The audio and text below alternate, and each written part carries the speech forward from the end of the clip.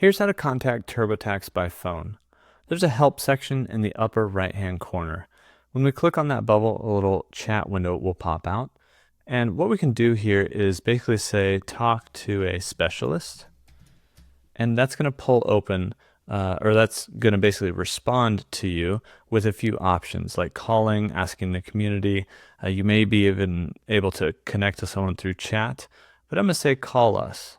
And once you click on call us, it's going to ask if they have the best information for you.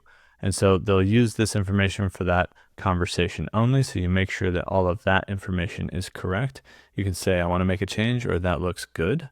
And then from there, it's going to give you a case number right here, and then a phone number right here. And that phone number may change, which is why I have all the data and information masked here, as well as my own.